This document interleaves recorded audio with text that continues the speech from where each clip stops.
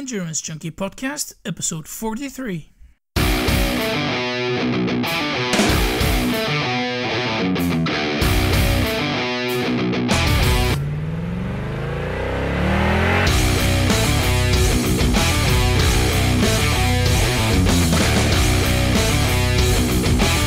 Junkie, welcome to another episode of the Endurance Junkie Podcast, the show where I will be interviewing some of the fastest, smartest, and most inspiring people active in the endurance world today.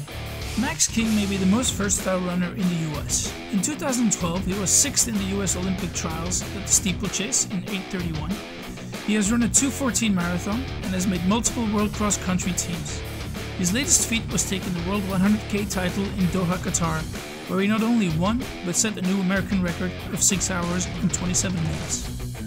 Max, thanks for taking the time to chat here today. Now, for those of us who don't know you, can you maybe start off by telling us a bit about yourself and your sporting background growing up? Yeah, sure. So I live in Bend, kind of an endurance mecca out here in the West, and it's certainly beautiful. And married with 2 kids, and I kind of, my background, I guess, is recently I kind of retired from my chemical engineering job a couple of years ago so that I could kind of focus more on running and stuff. And so I kind of surround myself in the running industry. I work at a running store in Bend here as a footwear buyer. I coach a little bit, and then I run on the side. And all of that's kind of, it's kind of made it so that I can keep the running gig going and be able to have fun at and make it kind of just a viable option for myself. And but running background wise, started running in high school. Like everybody else, basically, I was terrible at a ball sport or any team sport. So I started running and found out I was pretty good at that, and kind of morphed its way into running in college, getting better over the course of my college career, and then getting, finally kind of maxing out with an All-American award during my senior year of college. And then after that, kind of took some time off, but then started missing running and got back into it at a pretty high level, and then have been, never really looked back. Just told myself that I was always going to have fun with it, and kind of has changed over the years, but started in road, track, cross country, your kind of traditional running sports and stuff. And then over the course of from about 2008 or so, I've kind of started doing a lot more trail running, ultras, mountain running, now even obstacle races. So a little bit of everything, and that's where it's kind of come from and morphed into. Yeah. That little break that you took there, that was just coming out of college, and you started focusing on a professional career, I guess. Mm-hmm. Yeah. So, but yeah, how long were you able to combine that with your work as an engineer before really wanting to give it up and go full time into running and the running business? Yeah. I took about probably 2 years off of running. I was working during that time, but I'd also started to do some stuff as a hobby, like adventure racing and off-road triathlons. And so I was, training and racing still. I just wasn't really running at a very high level. And then about 2005, really started to miss like the really competitive side of running. So from about 2005 until 2010, I guess about 5-6 years, I was doing both, working full-time job and running. Which was doable at the time because I didn't have kids. And now with kids, the kids are kind of like a full-time job as well. And so, yeah, I hear you. Just throwing that all in the mix, I wasn't able to do all of that. But the opportunity with the running store came along just at the right time, that I was kind of looking to get out of engineering and retire from that. And so I was able to kind of parlay that into working at the running store part-time, running part-time, and that was earning me enough money to say to my wife, I can keep this going and you don't have to fully support me. So I was kind of, paying for myself basically and helping out a little bit with the family, and was able to do that in about 2010. So, and then since 2010, I've been kind of just doing this, running part-time, working part-time, and it's been working out really well. Yeah, excellent. Now, in preparing the interview, what I came across was that a lot of people that already interviewed you called you the most versatile runner in the U.S. You have world-class results on the track behind your name. I think it's an 8:17 at the 3,000 meter steeplechase. You have a 8:30, not quite an 8:17. I wish it were 8:17, but well, still pretty impressive. 2:14 on the marathon. You qualified for U.S. cross country championships and teams. You had some amazing results in trails and ultra running. How are you able to combine it all? Because I'm guessing that training for an ultra is totally different than training for a 3,000 meters steeplechase. Yeah, I mean, it is and it isn't. So the thing that I've always told everybody, time and time again, it's all just running, and it's all very similar in the mechanics of it. And what kind of differs is the specific aspects of each of these events, and how you might focus on one particular event over another one is a little bit different. But the basic fundamentals of running and training and racing is all kind of the same. And you're always going to do your long runs. You're always going to do your speed work. You're always going to do your VO2 max stuff and your tempo and threshold stuff. And so I've always kept that all in there. And so I've been able to stay at a very high level of fitness. And then if I have a specific race coming up, I'll focus on that aspect of it for a little while. So if I'm jumping on the track and running a 3K steeplechase, I'm going to get back to some real speed work and develop that back to where it was before, and then work on some specific things with hurdling and stuff. And then with ultra running, I'm going to put in some longer long runs and some back-to-back long runs and stuff like that to really kind of just get my body ready for that. And so that's where I've always come from. I believe that I want people to kind of understand that it's all running, and you can do a lot of different things, and you don't have to really ever focus just on one thing. And for me, it's all about just making it fun and enjoyable and keeping me motivated and stuff. So, and that's how I do it. Yeah. So I guess that makes it easier for you to plan your year, or you're really flexible with your year plan, I guess.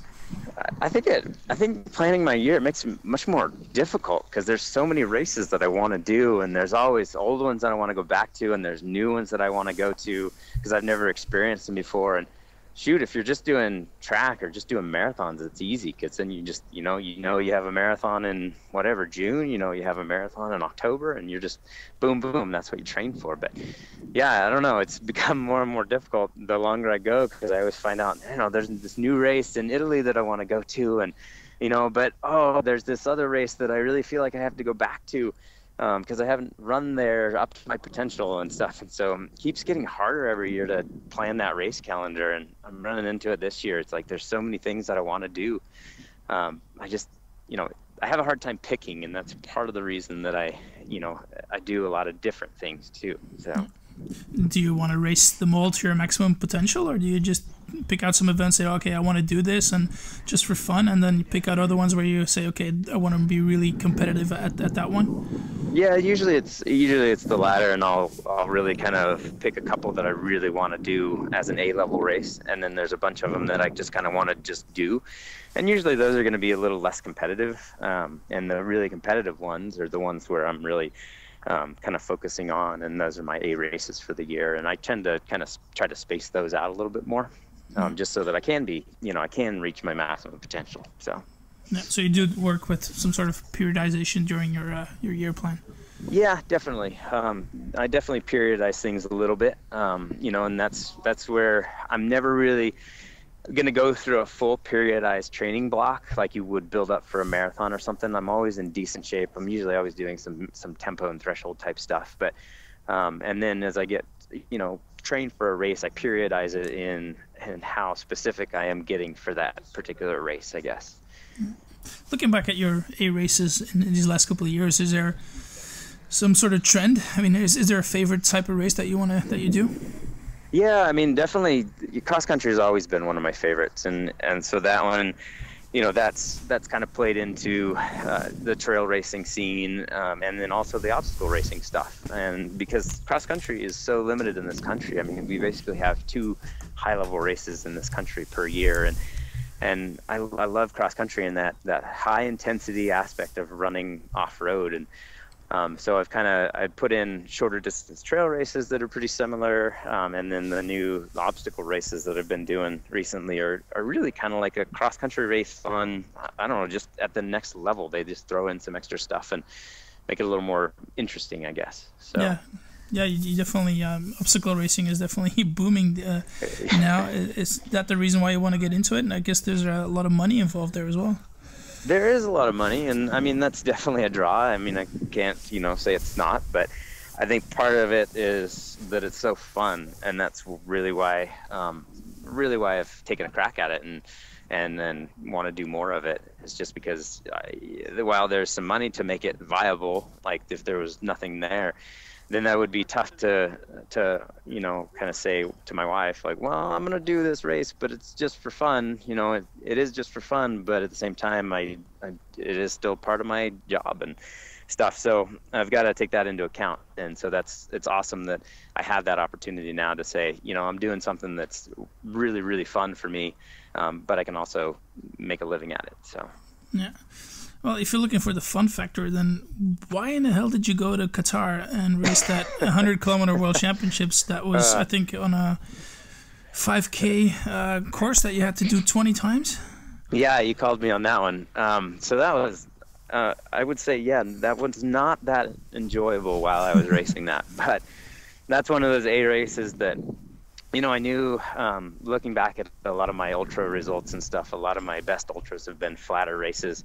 And so I wanted to just have that opportunity to see how fast I could go at an ultra and run something on the roads that would be flat, that would be a fast course, and just to see what I could do. And that was why, that was my main motivation to get over there. And there's, with that one, there's not a lot of prize money this year.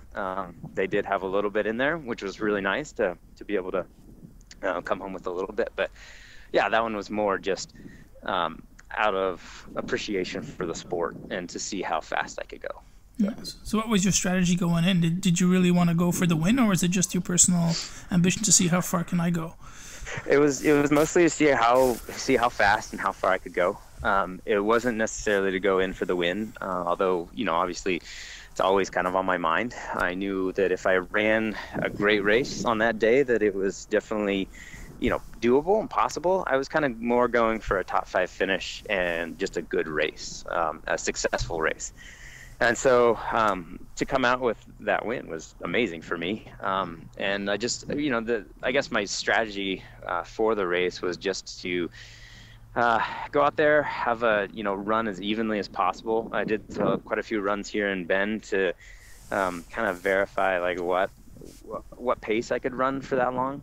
And then, just try to maintain that pace and for that long, I guess, because I was running into the unknown of like, well, shoot, can I run, 6-minute pace for 62 miles? I've done it for 30 miles, but can I do it for another 30? And so it was just to see if I could do that, stay on top of my nutrition. That was a big part of my plan, and see what would happen. Yeah. So you obviously won the race and in a record-breaking time, but were you able to stick to that strategy, or did you have some difficulties along the way? No, it actually, I was really surprised that it went as well as it did. As I was going through it, I felt like because the course was so hard, my quads really started to kind of hurt at about 50K or so. And so at that point, I'm just like, just hope my quads hold out and hang on. And they did. Luckily, they never really kind of started hurting any worse. They just kind of just hurt for a while. And I was amazed at how consistent I was able to finish that race. And things got a little bit slower over the last probably 5 to 10 miles or so. Some of my mile time started to creep up a bit, but nothing all that significant. Like I went from about a 6-minute mile at, some points during the middle to about 6:30 to 6:40. So I was really happy with how things went and how well I was able to hold that pace for that long. So how did you deal with the monotony? I mean, I guess the something that can help you is that you can see your support crew every 5K. But yeah, it's a pretty boring course. How do you deal with that? I mean, part of it was like just trying to be mentally prepared for that, knowing that, I just had to go out and clip off, 6:15 pace for a very long time. I was going to get bored, but just to keep my legs moving and let my mind wander a little bit. And so, it's just, I don't even remember people ask me, oh, what'd you think about out there? I was like, oh, shoot, I don't know. I can't even remember what I was thinking about. And I think it was just, letting my mind wander a little bit, staying focused on my body and what was going on too at the same time. Going through that checklist of like, okay, I'm eating every lap, like everything there is feeling good. Am I cramping? Am I going too fast? Am I staying on pace? All that sort of stuff is always going through your mind every so often. And then you're also lapping people too, which made it maybe a little bit easier. So you're always seeing people and stuff, and you can kind of talk to, people and see what's going on. Like it was kind of cool because in one of these races, if I were racing, I wouldn't be able to really watch, say, the women's race. And in this race, with how many laps we were doing and the out and backs and stuff, I could actually see what was going on in the women's race. So in the course of running mine, I could actually, watch the women's race and see that. So that was kind of cool. Okay. Now, how do you recover from such long events? Because something that always amazes me is that how many races that you and all the other elite trail runners or ultra runners are able to do in a year. I mean, there must be some serious recovery strategy there. Yeah, I mean, there's not a huge strategy, but I mean, yeah, like some people are pretty impressive. Like take Mike Wardian, he went home and ran a 5K on Sunday, ran 2 turkey trots, and then he ran the 50 mile this weekend. And like, I feel like maybe a couple of years ago I could have done something like that, but as I get a little older, I'm like, there's no way I could do that. And luckily going into this race, I knew I was looking forward to a break. I'm taking a break right now for about a month. And so, recovery strategy right now is just, I'm taking time off. I'm going to be running, I started running a little bit, like every other day or so, but just giving it time basically, and making sure that after a race like that, your body basically seizes up and everything tightens up and stuff. And so I gave my body a little bit of time to recover, for the muscles to heal up and stuff a little bit. And now got a massage. I've been doing some rolling, and that tends to kind of work those muscles back out, get them elongated a little bit more, break up any scar tissue, and kind of help them reset and heal the right way. And so I'll be ready to go once I start really ramping back up again. Okay. But if I had a plan of like racing another race right now or in a couple of weeks or so, I would be hitting the recovery much harder. I'd be, sitting in recovery boots. I'd be doing some hot and cold baths. I'd be doing a lot more rolling and body work and strength work and stuff like that. And that tends to really kind of help accelerate that process of getting your body back in tune and in healing up. So. Okay, cool. Yeah, I mean, you just won the 100K World Championships. I think you've got an obstacle course World Championship belt there as well. You've got some Xterra Trail Run World Championships. So you got a pretty full list of amazing accomplishments. But what do you see as your biggest one? Oh, this 100K World Championship is definitely up there. My mountain running World Championship is also one of those ones that I really put on that top level. And just because, IAAF World Championship holds a lot of, for me, prestige, and those are kind of ones that I'm going to put at the very top of my, accomplishments list. So, I'd say those two are up there. Okay. Has it been mostly smooth sailing for you in your career, or are there any disappointments there as well?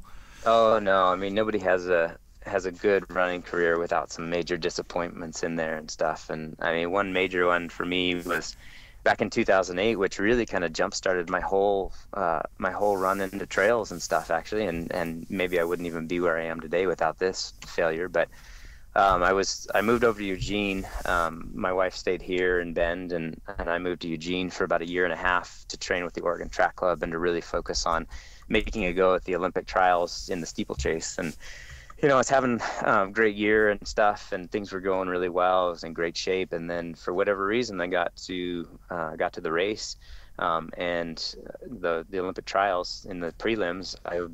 basically had one of my worst steeplechase races I've ever had for whatever reason, and failed to make finals. And at that point, it was kind of like, well, that was, kind of the end of that period of my life. And it was the first time I hadn't made finals in, I think, 3 or 4 years, which was kind of like threw me for a loop there. I was really pretty down on myself and unhappy. And so kind of threw caution to the wind, and the next weekend signed up for a 50K down in Southern Oregon and ran my first ultra race on trails. So kind of jump started that, got me into that. And so that 50K was kind of like, it really, it was a big learning experience for me. And in terms of like, I didn't know anything about pacing a 50K. I didn't know anything about nutrition for an ultra, anything like that. And so that was really kind of eye-opening to me, that I could do something, be pretty decent at it, and then fail so epically at the end of one of those ultra races, and then find out later that, oh, it's my nutrition, and then really kind of see all these things I need to work on and how much of a learning experience that can be. And just gave me kind of a new challenge to kind of look forward to. And that's kind of what jump-started my run into ultras and stuff. Yeah. So I guess, how long did it take you to really nail that ultra run? Pacing and nutrition strategy, or are you still learning at every race? I'm definitely still learning. I mean, it took me about, I think, 3 or 4 years to really nail a good 50K. It took me another year or so of learning to really nail a good 50 miler. And then, just ran my first 100 miler this year, and am still, obviously there's a lot of things from that 100 miler that I need to work on too, because the last 20 miles of that race were pretty brutal. And so, there's always something to work on with ultras, which is what's amazing about the sport. And so now I'm, just need to working on those hundreds, I guess. And that's going to be a much longer process, because you just can't run as many of them. No, true. Is that the biggest challenge in these in the next couple of years for you, to get to nail that 100er?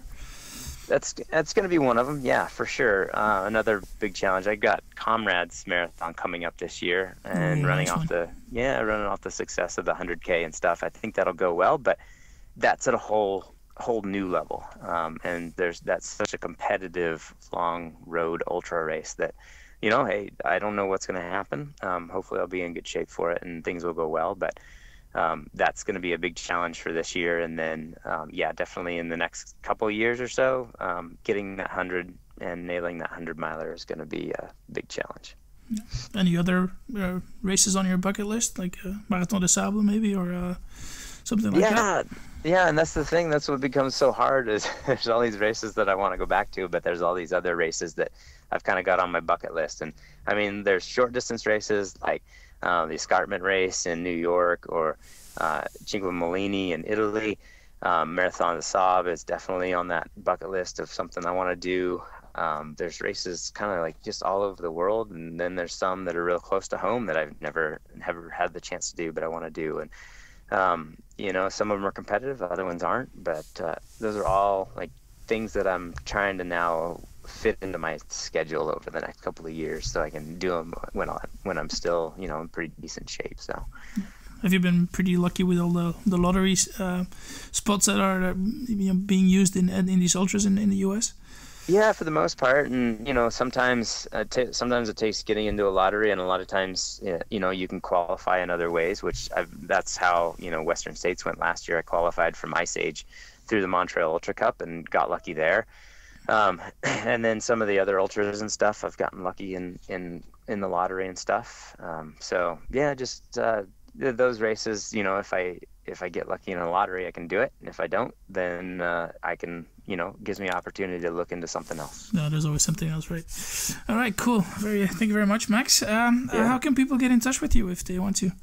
Well, they can do it through Facebook and Twitter. My handle on Twitter is MaxKingOR. And then Instagram is also MaxKingOR. See what I'm up to and follow along. All right, cool. Definitely make sure to put those links in the show notes. Feel free to give some love to your sponsors. Montreal Mountain Hardware, two of my big ones, and then I think Swiftwick. I'd be remiss if I didn't mention Swiftwick and Flora, which does a lot of they do Udo's oil and a lot of really healthy like nutritional supplements and stuff like that. And then Goo is actually it's my nutrition sponsor, obviously, and has probably been like the biggest single thing that has made me kind of successful in these ultras, and played a huge part in that 100K. I mean, I never could have done it without, having a good nutrition product and making sure that I got all that nutrition education and making sure that I'm doing it right. And they've really helped me with a lot of that stuff. So our sponsors now knocking on your door since that 100K win. Let's hope so. That's always nice to have that problem. So all right, cool. Anything else you want to plug? No, I don't think so. No, I just get out there, run, and have some fun and mix it up. That's always my message, is like, just have whatever you're going to do, whether it's 5K on the road or a new trail race or an ultra. I think the main thing is learning about the sport and having fun at what you're doing, and making sure that you're, giving yourself a good challenge and something to shoot for. So. All right. Cool. Well, thanks again for your time, Max. Much appreciated. Yeah, thank you. Enjoy your off time, and I will. Yeah, good luck for next season. Thank you. Big changes coming up next year, so just stay tuned for that. All right, cool. We definitely will. Yeah. Thanks, Max. Bye. Thanks. Bye. All right, guys, that's another one done and dusted. I really hope you enjoyed that interview with Max today. As always, if you've enjoyed it and you've enjoyed all the previous episodes, can I just ask a couple of minutes of your time and go to iTunes and leave us a review and a rating? That would really help us grow the show even further. So you can go to junkiepodcast.com and you will find a link there to iTunes or Stitcher. You can always leave a review on Stitcher as well. Coming up on Friday is, let me check that for you. It's another person coming from the ultra running scene, and it is Kieran Algar. And Kieran Algar comes from the UK, and he is on a mission to run the Marathon des Sables next spring. So we'll tune in with him and see how his preparation is going. So yeah, hope to catch you then.